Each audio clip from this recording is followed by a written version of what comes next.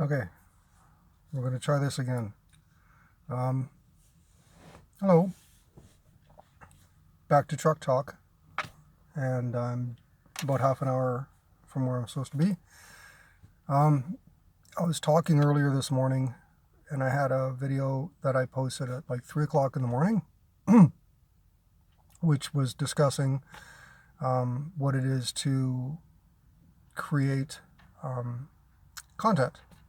So I'm not sure if I was able. I didn't finish the video because it kind of blocked me out at 30 minutes. I'm not sure if that's because I set a timer somehow on this thing, which is possible as I learn and grow. I'm not trying to make them only 30 minutes. I thought that one was going to run a little bit hot, a little bit long. And I figured, okay, well, I would have some time to kind of discuss what it was to be to create the stuff that I want to create, and to offer, my vision to everybody, and see if, if anybody responds or reacts to the stuff that I envision or I write or draw. And I sort of was giving some examples. What I created this morning at 3 in the morning was just a simple stick figure, again, which is, a lot of times it's just a vision that I get, a thought, and for whatever reason, whether it comes out of something I've been through, something I've interacted with, something I've seen, the image, the vision itself is just a response, an internal response to what it is that I feel or I imagine. So since I was trying to have a long discussion about it, and it went about 30 minutes, and then it sort of died out on me, and the video got cut short. I posted the video anyways. As you can tell, I don't edit these things. I run them and I post it, and it's, just, it is what it is. The point of that was to try to understand how difficult it is for people, not everybody, but for people who really try to create something different and try to format or showcase what it is that they see the world through their eyes. They are generally fighting themselves. And that's sort of one of the things I wanted to get across. I look back at some of the best comedians, some of the best performers, some of the best musicians, some of the best content creators that I've seen. And from what I understand and what I've seen, not all, but a great portion of those people on the other side of that personality are struggling with themselves and tormented. Not all of them, but a fair amount of them.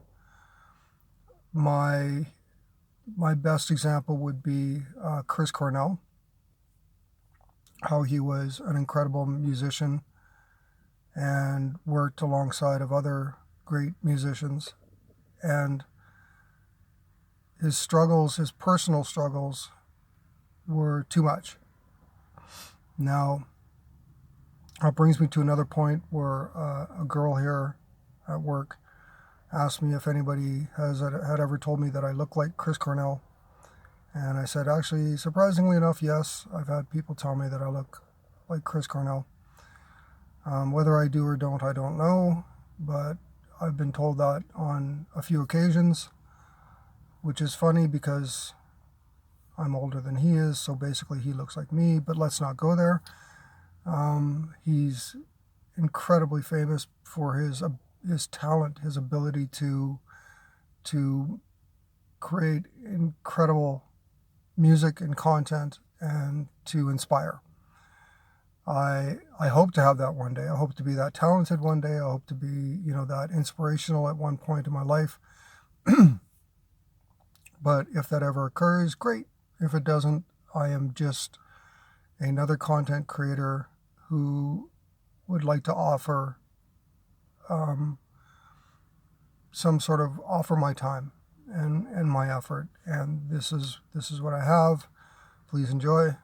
I think one of the main things about it is that inside and outside of all the content and the ideas and the thoughts that are that wake me up at 3 o'clock in the morning and say, hey, you know, is there anybody home?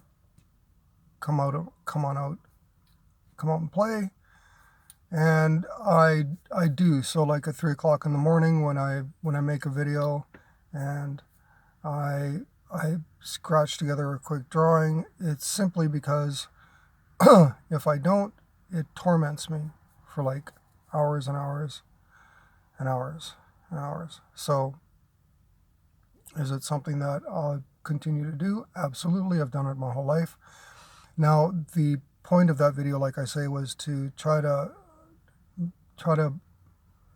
talk to myself about it and try to talk to other people about it. The fact that the inspiration that comes from being any kind of creative is to, one, you're battling yourself. You're saying, a lot of times you say to yourself, you know, do I deserve to be out there? Do I deserve to have an audience? Do I deserve any kind of accolade or recognition?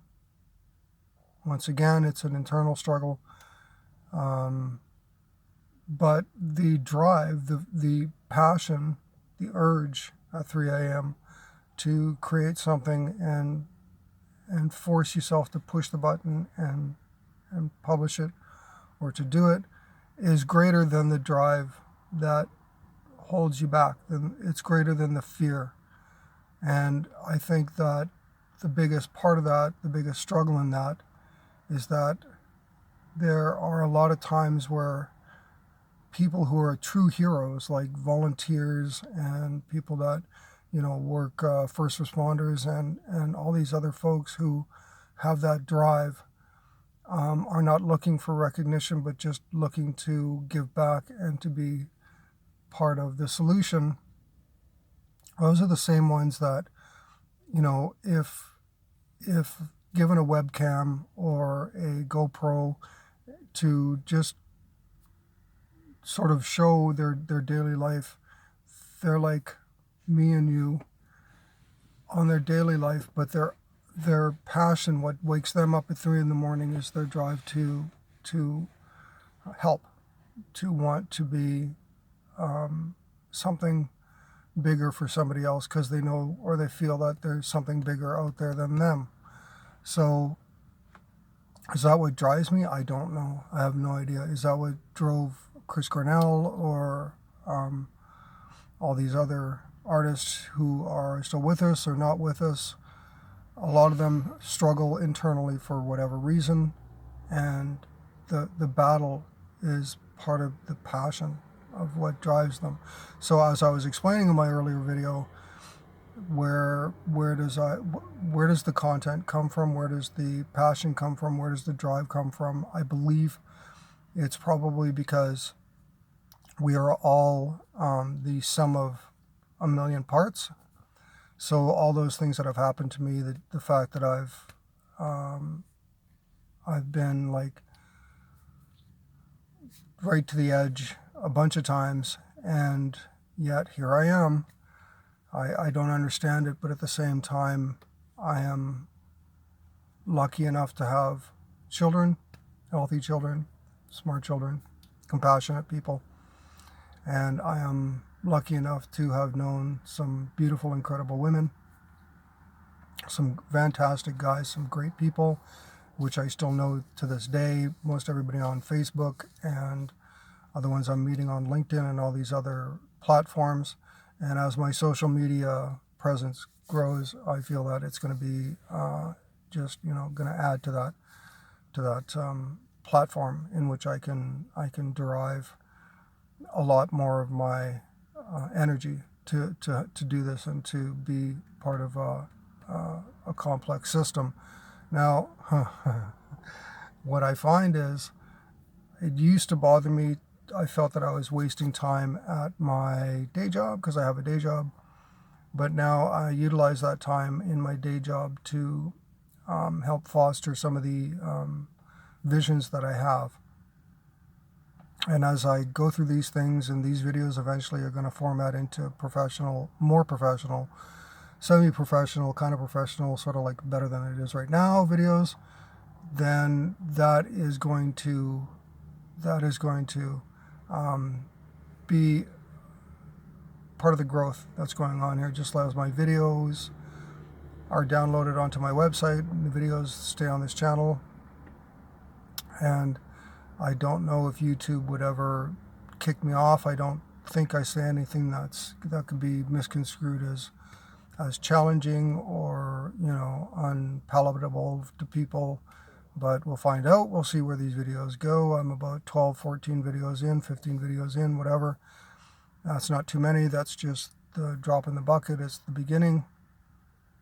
Am I going to try to create more videos? Absolutely. I'm going to try to do at least one a day.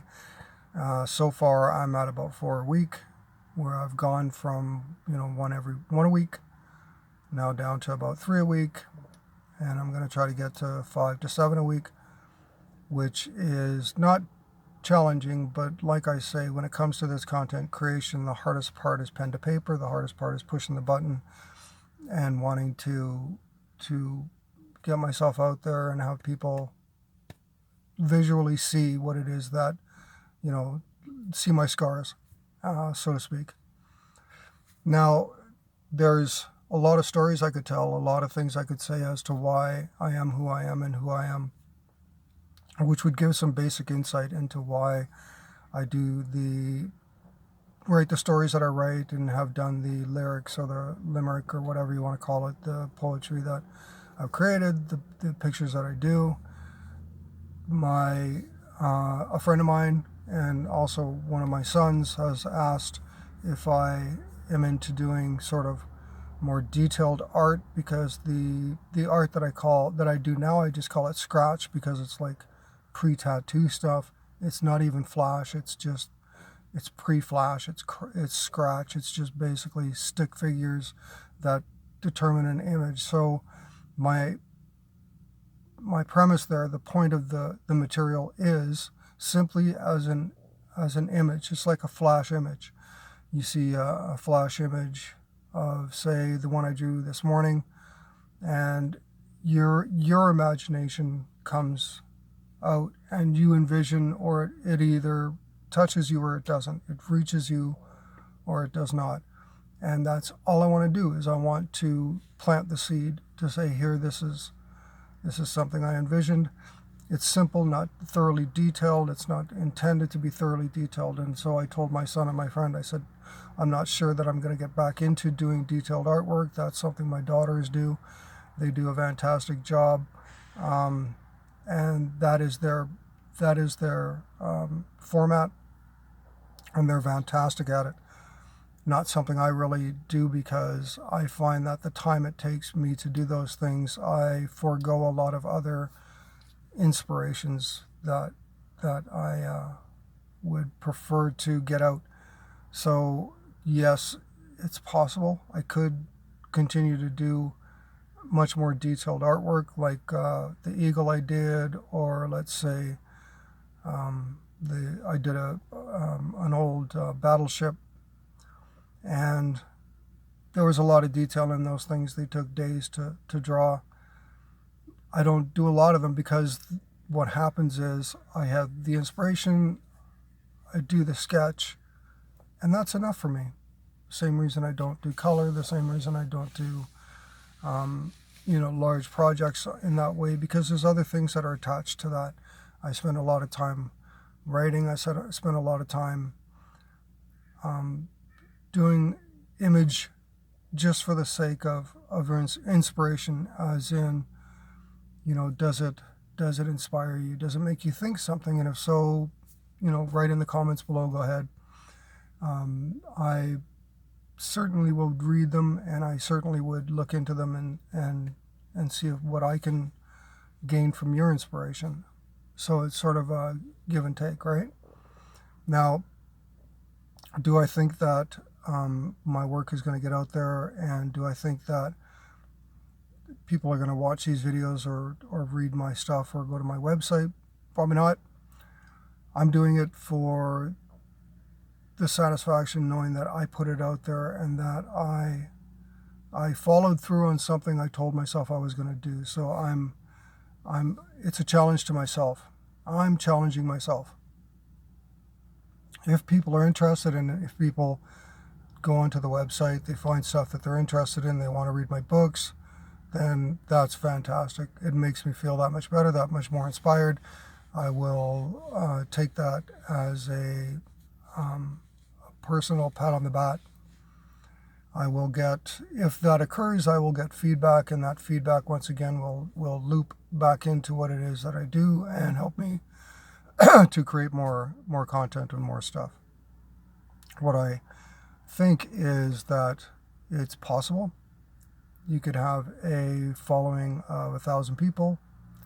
You could have a following of 15,000 people. You can have a following of 1 million people, and the percentage of people who have constructive feedback or constructive criticism it never really changes. There are, a lot of numbers that you could throw around and say that if there's a certain percentage of people at work that actually work, there are a certain amount of people who give feedback that are actually trying to be constructive and helpful. There's a certain amount of people who give feedback and they're just venting or struggling themselves for not being able to push that button or put pen to paper. But the images are there, the imagination is there, the compassion is there, the thought process and the want is there. So they don't change the want to need. So what can I say about that? Well, I feel that everybody has a voice, and I think that everybody has a story to tell. Whether or not that sounds Disney or hokey, I imagine it probably does, and that's perfectly fine. So as I watch these other people on their videos, what is the difference between what they do and what I do? Aside from the fact that their videos after time are cleaner, they're not sitting in their truck doing a video. They put the content out there after doing an awful lot of editing and stuff like that. Do I want to get into that, spending hours and hours editing? Not really. I like to try to do it in one take and just see what happens.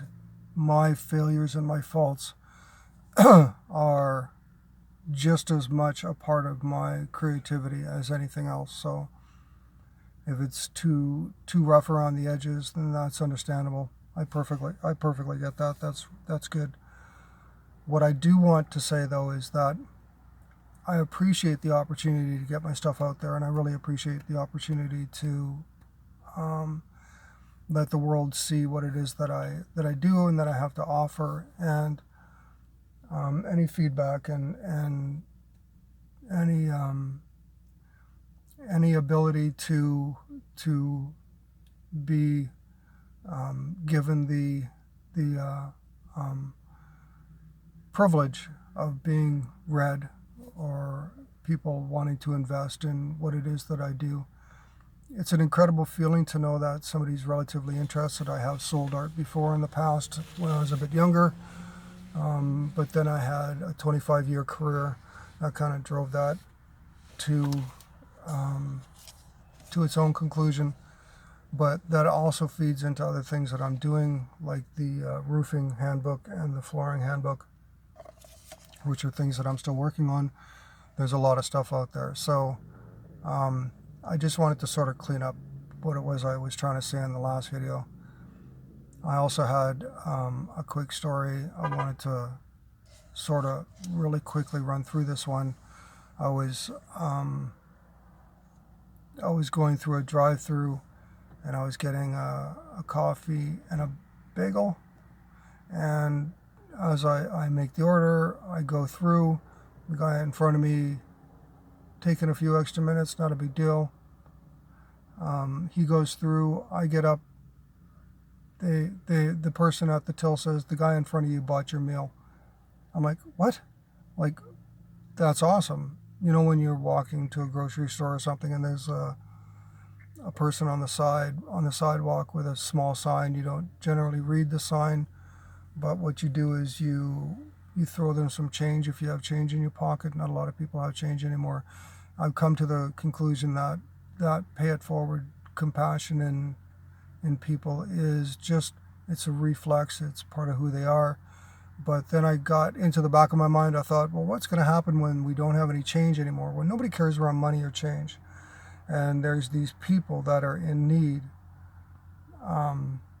who sit there with a sign and they're struggling for the next meal.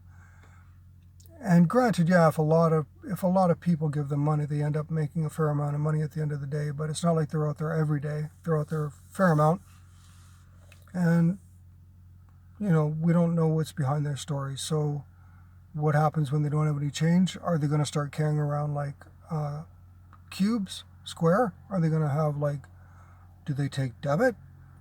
So, anyways, I think there needs to be some sort of thought process behind all of that, and I don't believe that the government is here to fix everything. I think they're here to sort of regulate. That's why we put them in place. But once the government starts to lose the concept that they're hired by the people, that they're not standalone and deserve all these benefits that are given to them and that they give to themselves, then perhaps that's part of the struggle or part of the battle that we're fighting. I sort of went off on that one, but I just wanted to have that notation that there is a lot of people who pay it forward. And when I'm trying to pay it forward, I have these fears that whether or not we develop a UBI that would assist these people, if they're still going to be there and there's no more currency, there's no more paper money, then how do we assist? I've begun carrying around gift cards to restaurants like Tim Hortons and stuff, and when I see them and I don't have change, I pull a $5 gift card out of my wallet, say, sorry, I don't have any change, but here, grab yourself a coffee and a bagel or whatever. And that's about as far as I can go with that, knowing that they don't have debit cards and they don't have Square. Anyways, so that was sort of my take on it, and that story really didn't have much of a backbone to it, but it was something that was, although it was sitting inside my mind, it was actually kind of bothering me the other day because I didn't have any change, and when I went through the cashier, I used my debit card, and then I walked past the gentleman again, and it's like, shit, still don't have any change. I have